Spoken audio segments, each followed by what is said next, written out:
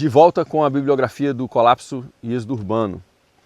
Algumas pessoas têm me falado, feito uma pergunta assim, pô, Eurico, mas é tudo em inglês? Não, o livro é todo em português e eu fiz com muito carinho a tradução de vários trechos de uma bibliografia muito ampla, muito profunda, que é em inglês. Então, uma das vantagens da leitura do Colapso e Êxodo Urbano para o leitor e a leitora é exatamente o acesso a essa bibliografia que vem de fora, que é muito importante, né? E que muita gente não tem acesso porque é em inglês. Então, fica aí esse comentário. No capítulo 4, eu falo sobre a organização analógica e ela é muito importante. Esse livro aqui é a ideia central do capítulo 4, que é o método Bullet Journal do Ryder Carroll. Esse método junta num caderno físico uma lista de tarefas, um diário e uma agenda. E com isso traz para a gente a possibilidade de fazer a adaptação do contexto holístico para a nossa gestão, nossa tomada de decisão, o nosso caderno de campo e a possibilidade, inclusive, em função do diário, de ajudar a gente a trazer métricas e indicadores para a nossa qualidade de vida, nossa saúde física, mental, emocional, a saúde dos nossos relacionamentos. Eu estou cansado de ver no campo as pessoas têm um caderno de campo para mostrar todo o cuidado que elas têm com o território, mas a pessoa faz o caderno de campo às 11 da noite. Então ela não tem um cuidado com a própria saúde, com a saúde do relacionamento. Nós precisamos, inclusive, ter uma precificação dos nossos serviços e produtos no campo que nos permita ter uma vida boa, com qualidade de vida. E o diário traz essa possibilidade. No capítulo 4, então, eu abordo aqui esse caderno, ensino um pouco como usar, como montar com essas adaptações que eu acabei de mencionar, e ele é uma ideia central. Em função desse livro, eu li um outro livro que não está aqui, que é a história do pensar em papel. Conta a história do caderno. A gente banalizou, mas o caderno é uma tecnologia maravilhosa, e segundo esse outro livro, é o que permitiu, por exemplo, o avanço da contabilidade no norte da Itália, e que foi a partir disso que a gente teve a Renascença e o florescer daquela região, né, em função de uma capacidade de organização do pensamento em papel. O Wendell Berry, que é um outro autor que eu já falei sobre ele aqui num vídeo passado, que ele escreveu O Desassentamento da América, ele fala que ele não usa o computador para escrever. E eu trouxe essas referências analógicas para a gente entender o seguinte: parte da autonomia que a gente precisa desenvolver é uma autonomia contra o tecnofeudalismo, né? Contra essa coisa de que tudo tem que estar no digital, tudo tem que estar num aplicativo, tudo tem que estar num programa, e a gente passa a funcionar mais para essas empresas que têm os aplicativos e os aparelhos do que para a nossa vida. Então, o Wendell Berry diz o seguinte, que se alguém provasse para ele que a obra de Dante teria sido feita com mais qualidade e conseguisse provar que ela ficou com mais qualidade porque foi feita com um computador, que ele aí então teria mais respeito pelos computadores, mas que ainda assim ele escolheria não usar um. E eu trago essa citação do Wendell Berry nesse capítulo 4 também. O que é interessante é que os principais pensadores ecológicos que a gente tem o Aldo Leopold, que eu também vou fazer um vídeo sobre ele.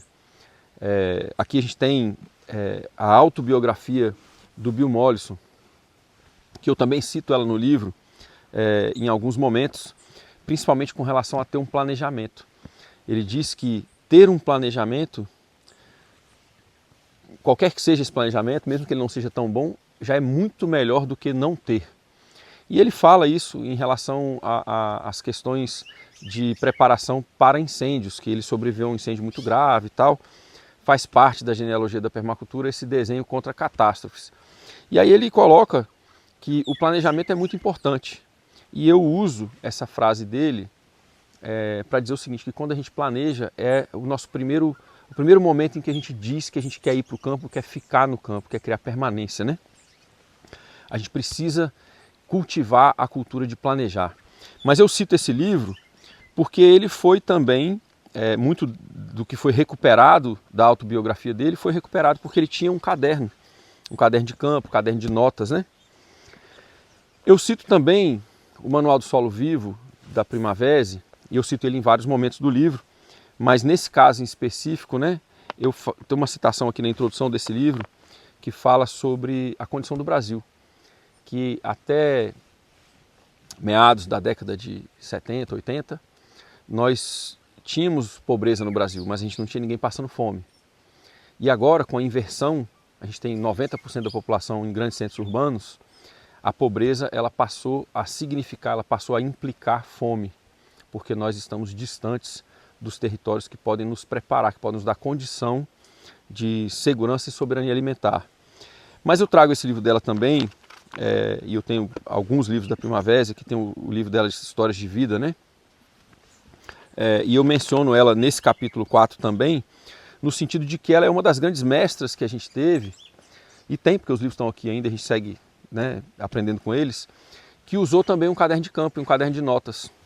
Então, vários pensadores, Aldo Leopold, o Bill Mollison, a Ana Primavera, entre tantos outros, nós temos acesso à história de vida, a momentos importantes da vida, de reflexões, estruturação do conhecimento deles em livros, porque eles tiveram um caderno e anotavam com a mão. Então, no capítulo 4, a gente faz essa revisão da necessidade de uma gestão analógica, da necessidade da gente se incluir dentro dessa gestão, ter métricas e indicadores para as nossas qualidades de vida, para a realização dos nossos propósitos, para a melhoria da saúde ecológica da propriedade.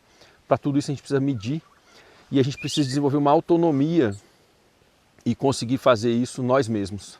Nós precisamos estudar a questão do solo, da ecologia, da sucessão, da botânica, do planejamento, da água, e a gente precisa conseguir colocar tudo isso com métricas e indicadores para que a gente consiga protagonizar a vida que a gente quer, realizar os nossos propósitos e construir o futuro que a gente quer, tendo amostras no dia a dia. Então, uma agenda, uma lista de tarefas e um diário no mesmo lugar, com capacidade de indexação, com capacidade de guardar, de conseguir voltar nele depois e, por exemplo, ter o fio da meada de sistemas de produção, de decisões que foram tomadas, de áreas da propriedade que precisavam de cuidados especiais. Tudo isso, a cada ano, você pode voltar no caderno e avaliar tudo que foi feito. E as pessoas que vão receber a propriedade depois da gente conseguem pegar isso e ter em mãos um histórico muito detalhado da propriedade. E isso não tem preço, né? Isso é fundamental. Uma das ideias centrais do livro, que no começo eu pensei até em colocar o nome de Meu Caderno de Ida para o Campo, e acabou virando Colapso e Êxodo Urbano, era em função desse método, né? A gente conseguir colocar tudo num caderno.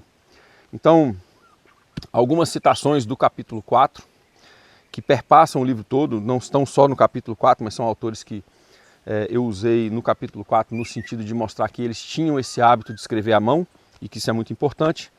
E o método em si também é ensinado no capítulo 4, você sai da leitura desse capítulo com capacidade, não substitui obviamente, mas você sai com capacidade de organizar um caderno para você. Então, se vocês deixarem aqui dúvidas, comentários, a gente abre nossa reunião da confraria para conversar sobre isso.